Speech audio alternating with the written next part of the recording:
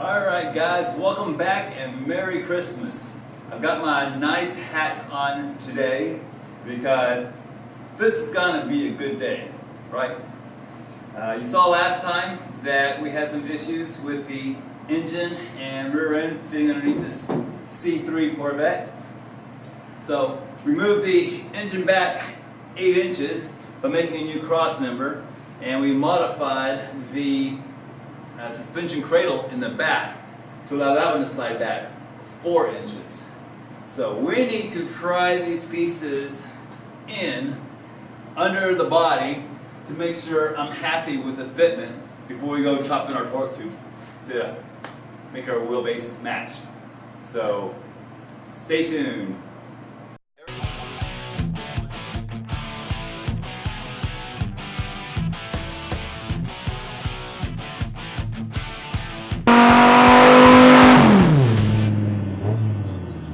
Alright, well, this is the rear suspension cradle, and Ike did a nice job welding this up. And look at his little TIG work there. He did the shortening as well, so go back to that video if you haven't seen it. Shortening the rear suspension on a C5 Corvette.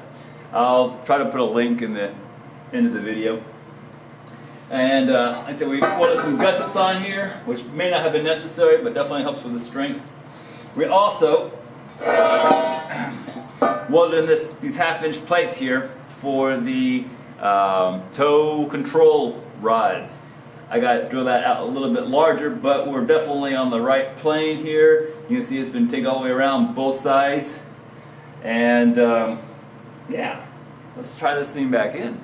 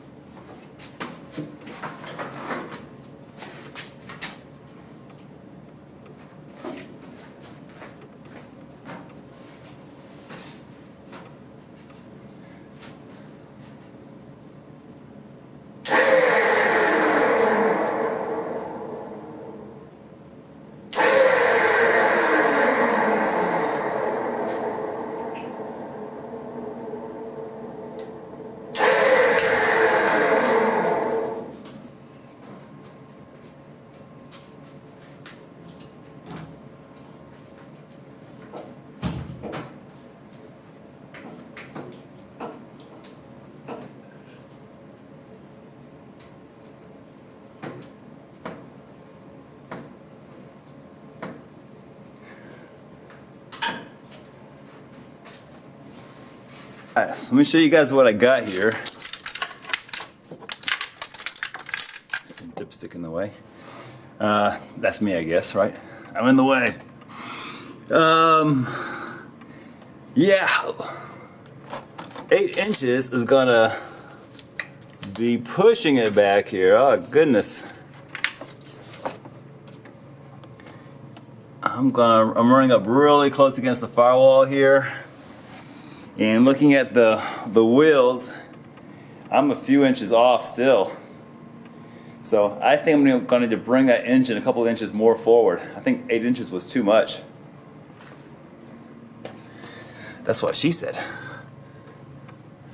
And so anyway, time to do a little bit of re-engineering, I guess. Okay, so the engine is right against the firewall as it is. It probably needs to come about 1 inch forward in order to clear a few little thingies hanging off the back end. And if you look at my front wheels, they look like they need to come back at least 3 inches. So we need to shrink this thing down 3 or 4 inches. If you remember when I drilled the cross member for my motor mounts, I made my initial holes about 1 inch from the back. So if I just pick the engine up and then just drop it off the front edge of that cross member, that will be positioning the engine another 3 inches forward. And then we'll just kind of eyeball, you know, and see how things look at that point before we do any more welding.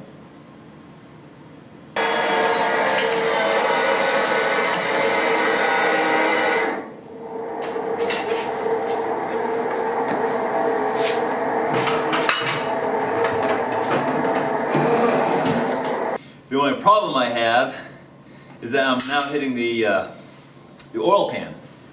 So I have to notch this thing.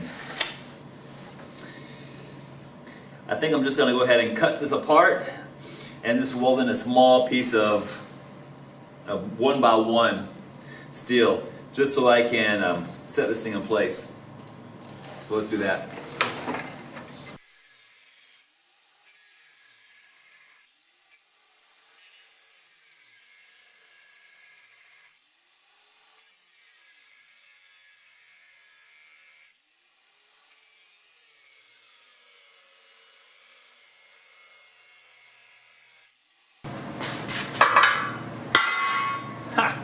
One hit.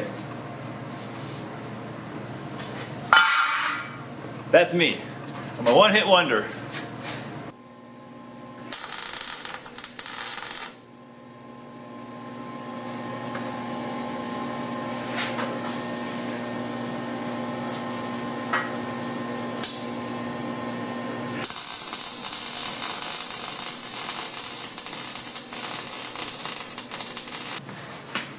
Alright, so we got that 1x1 bar tacked into place, so we got plenty of room now for my oil pan. I may have to re-engineer this thing a little bit differently here. Maybe put something off at an angle. That might actually work. Big old angle on that thing? Maybe. We'll see. We'll see. But anyway, let's try this in and see how we're doing as far as clearance.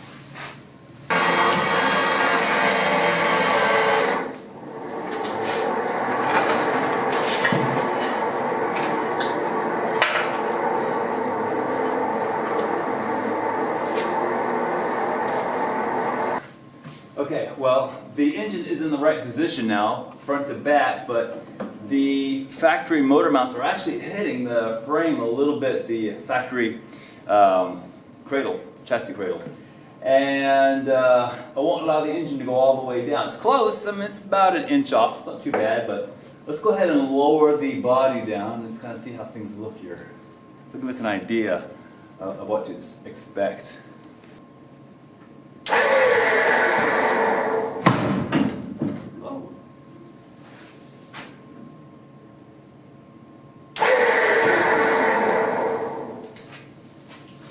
Transmission wants to go back there.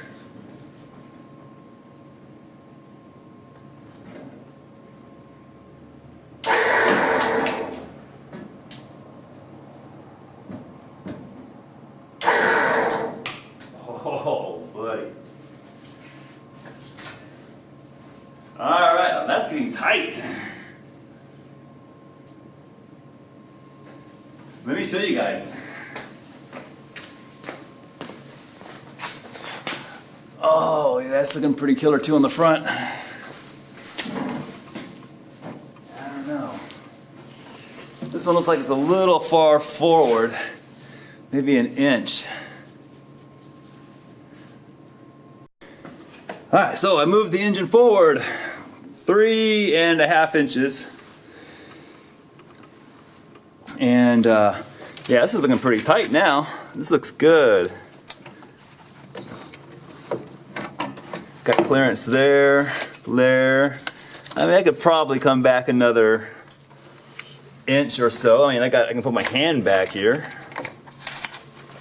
Yeah, there you go. So, I mean, it's not bad. So if I have to push this wheel back another inch, I think we want to settle for a 4-inch setback. Because with a 4-inch setback, I will not have to cut my torque tube again. It's already cut for 4 inches. Remember I set the transmission back 4 inches, so we're good there. And I just need to make sure my motor mounts are going to be good. And I'm going to go back 4 inches. That puts the mount right there. So by using my original mount, hey, look at that. Almost perfect. So now I need to decide, do I keep this cross member idea? I mean, I do like it because I can tie into these, what do you call it, the mounts for the chassis subframe, for the cradle. I do like that idea, tying those into these mounts, but then I can't drop the cradle and engine out together like you can on the original C5 Corvette. I'd like to have this Corvette being able to be serviced similarly to that C5 Corvette, and if I go too crazy with this frame stuff, then I can't do that. So that's kind of an issue I'm dealing with now. So,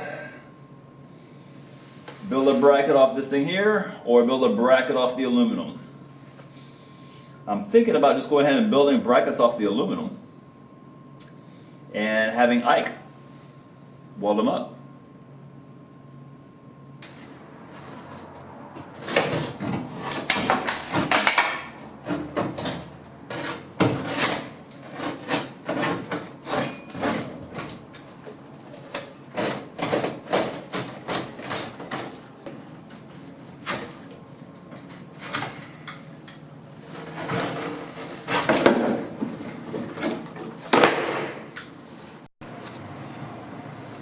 Alright, like, dude, that is a big hole in the back of the Corvette. Wow. It's like a Fred Flintstone car now or something like that. Crazy. This is the rear suspension back together. I didn't want to bore you guys with a reassembly, but you can see right down here is the new transmission mount. And looks like we got plenty of room for the sway bar. And over here is the new position of those towing links. So that seems to work pretty well. I was a little concerned about my sway bar here being too close to this thing, but plenty of room between the sway bar end links and the towing link. About an inch of room there, and yeah, not quite an inch there, 3/4 inch. Yeah, not sure why they're different. Weird. Anyway, so that's looking pretty good. All right, well, Christmas has come and gone, so it's time to get back on this project. I picked this up from Ike today, and he did a nice job welding the 1/2-inch aluminum plate onto this cradle. Like always, he does a great job. Heavy duty welds all the way around. This thing's not going to be going anywhere. Now I eventually plan on reheat treating this piece to make all these welds, as strong as the rest of the unit. And before I do that, I'm going to go in there and smooth out some of these edges and just do a lot of smoothing in general, make it look nice and pretty. But anyway, it's time for another test bit. Back into the car. Just want to see how tight we are. I may have to do a little bit of contouring on these engine mounts in order to get them to sit down flat. Because yeah, they are hitting the welds a little bit there. But I need to get these things up, keep them tight against this thing here. So it is what it is. So let's get her done.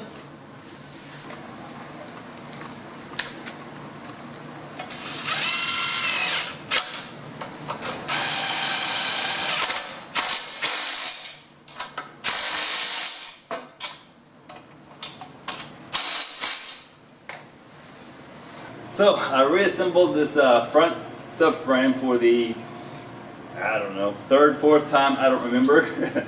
And we're going to slide this back under the car and hook up to the engine and see how everything lines up.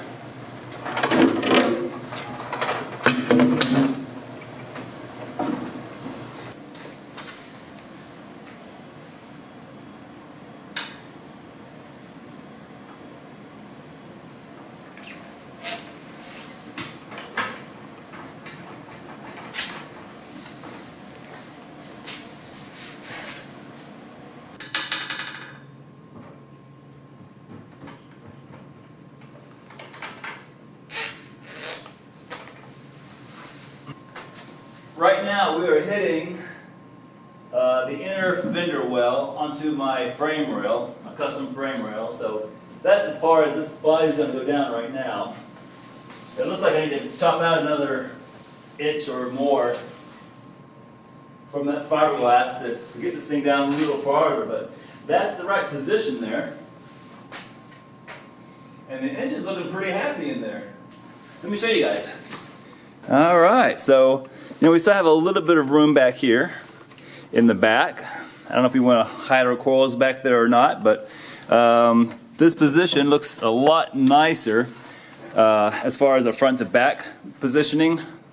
What do you guys think? And that is the engine pushed back 4 inches from where GM set that engine on that suspension system. So I don't know, I find that very interesting, being 2 Corvettes, that I'm having to set the engine back another 4 inches. I was not expecting that. So anyway, let's call it quits on this video. Like I said, next time I'm going to chop the wheel wells a little bit more. I need to install that rear suspension and get that sitting down low, and we'll see if we can get this thing 4 or 5 inches off the ground.